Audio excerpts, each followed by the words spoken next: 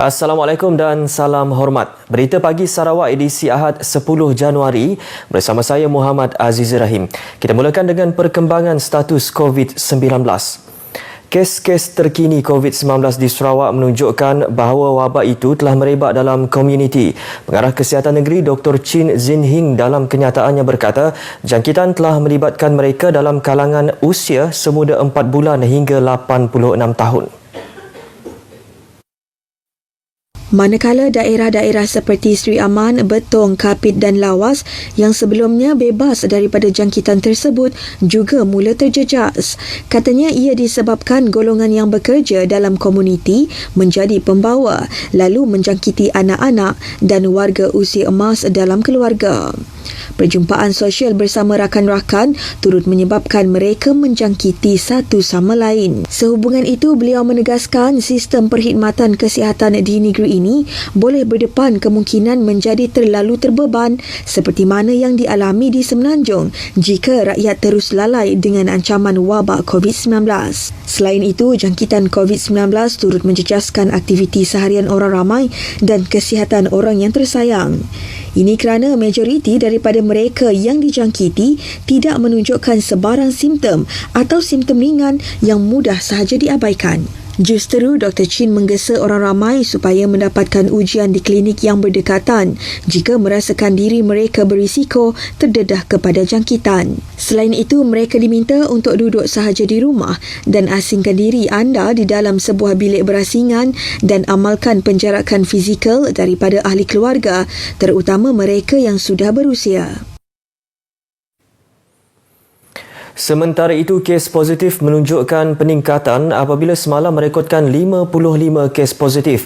Jawatan Kuasa Pengurusan Bencana Negeri JPBN Sarawak dalam kenyataan media memaklumkan pertambahan itu menjadikan jumlah kes positif di negeri ini meningkat kepada 1,251 kes.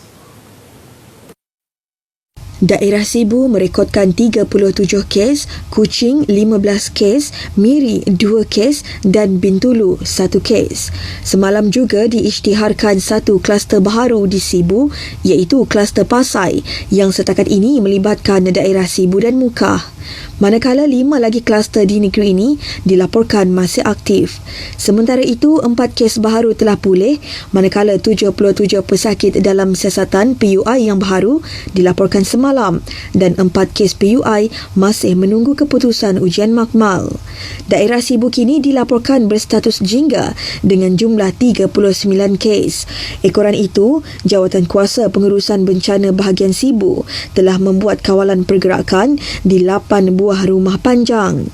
8 buah rumah panjang di Sibu yang terlibat ialah Rumah Pasai Siong Tengah, Rumah Pengkalan Rumput Sungai Siong, Rumah Sungai Putus Siong, Rumah Sungai Siong Tengah, Rumah Lubuk Lengan Sungai Siong, Rumah Siong Tengah 1, Rumah Sungai Siong Tengah 2 dan Rumah Sungai Pengkalan Rumput Pasai Siong Tengah. Saringan COVID-19 dilakukan oleh Jabatan Kesihatan di semua rumah panjang terbabit sejak semalam. Sekatan masuk ke lokasi terkesan telah dilakukan sementara makanan dan kemudahan kesihatan turut disediakan ke 8 buah rumah panjang terbabit. Penduduk yang menghadiri majlis pengubumian di Rumah Langi, Pasai Siong Sibu pada 29 Disember hingga 31 Disember lepas diseru untuk tampil membuat ujian calitan COVID-19. Menurut Pegawai Kesihatan Bahagian Sibu Dr. Teh Johun, mereka yang menghadiri upacara memberi perkhidmatan terakhir dan majlis pengubumian itu boleh membuat pemeriksaan dan saringan di Klinik Kesihatan Jalan Lanang atau Klinik Kesihatan Sibu Jaya. Dr. Teh memberitahu klinik akan dibuka untuk ujian calitan bermula pukul 9 pagi hingga 12 tengah hari. Kita akan melakukan apa kita kata ACD, Active Case Detection, di mana kita akan pergi satu rumah panjang untuk test semua penduduk sini. Beliau berkata demikian selepas menghadiri taklimat bersama tuai rumah di Simpang Pasai Siong. Pemantauan kru RTM di lokasi sekatan jalan mendapati kawasan dikawal ketat oleh anggota polis. Meskipun Limbang berstatus hijau, namun penduduk di kawasan berkenaan tetap mengamalkan langkah-langkah berjaga-jaga dalam mengekang penularan COVID-19.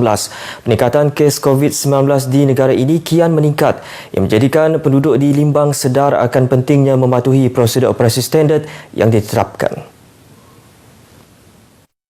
Tinjauan kru RTM di Limbang mendapati rata-rata orang awam sedar terhadap pematuhan SOP.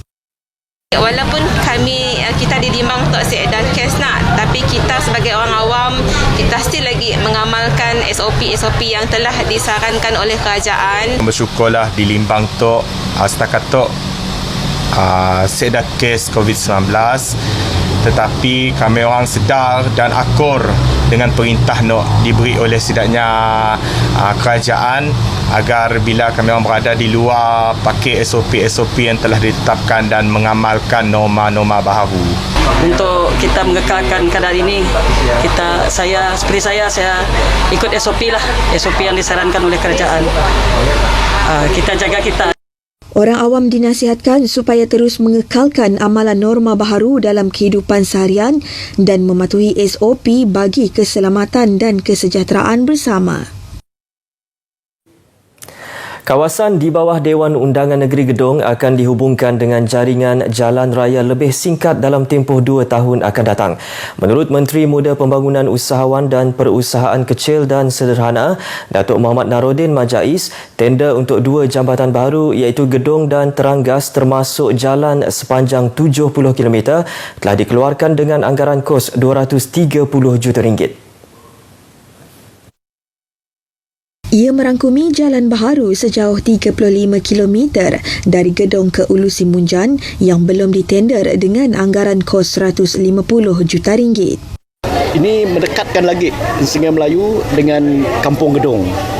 Dan apabila jalan dari Gedong pergi ke Ulu Semunjan, jadi ini mengkomplitkan kawasan Gedong tu dengan jalan raya dan sebagainya, di mana seluruh penduduk kawasan Dun Gedong ni dapat bergerak dalam masa 1 jam ataupun 1 jam setengah dari ujung kawasan ke hujung kawasan.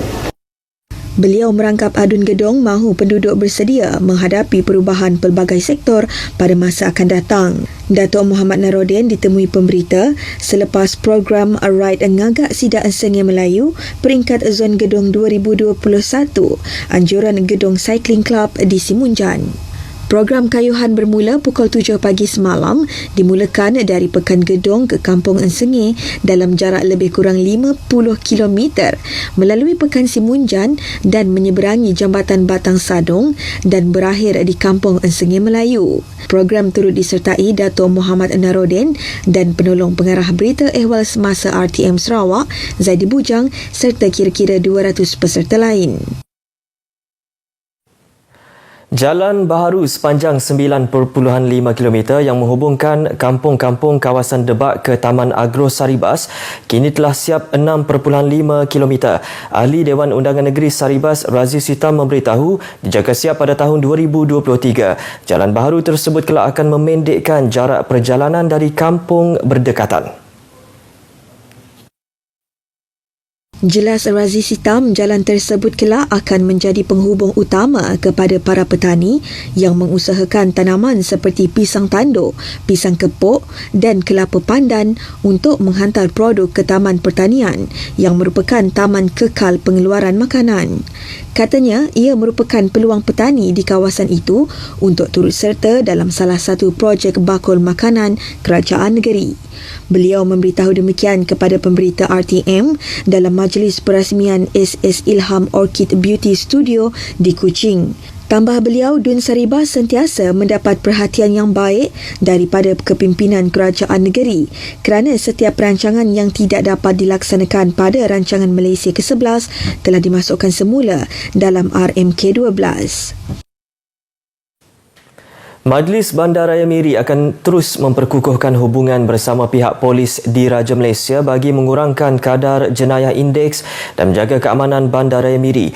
Datuk Bandar Miri Adam Yee berkata kerjasama itu akan diteruskan di bawah kepimpinan baru dalam Jabatan Polis Miri, khususnya Majlis Pasukan Rondaan dalam menyokong operasi polis mencegah jenayah di kawasan perumahan. Adami juga berterima kasih kepada Polis Miri atas kerjasama yang diberikan kepada pihaknya sepanjang menjalankan tugas penguatkuasaan mereka. Justru beliau berharap kerjasama erat itu diteruskan ke arah kesejahteraan dan keamanan Bandaraya Miri. Beliau berucap demikian pada majlis meraikan kedatangan Ketua Polis Daerah Miri yang baru, ACP Hakemal Hawari di Miri. Jabatan Kastam di Raja Malaysia JKDA Miri telah merampas bahan larangan dipercayai dadah jenis syabu berjumlah lebih RM360,000 pada Jumaat lalu. Dalam satu kenyataan media, JKDA memaklumkan dadah seberat 6.6 kilogram itu disimpan dalam 6 bungkusan teh Cina. Bungkusan teh Cina itu diletakkan dalam sebuah kotak yang dihantar dari Semenanjung menggunakan mod udara ke lapangan terbang Miri. JKDA memaklumkan bungkusan itu telah diikrarkan sebagai barangan isi rumah dalam borang kastam. Bahan terlarang tersebut dipercayai untuk memenuhi permintaan pasaran tempatan. Kes disiasat di bawah Seksyen 39B Akta Dadah Berbahaya 1952. Paparan itu tadi mengakhiri Berita Pagi Sarawak edisi 10 Januari. Sentiasa amalkan penjarakan fizikal di kawasan umum dan elak tempat sempit dan sesak. Bersama kita hentikan penularan COVID-19.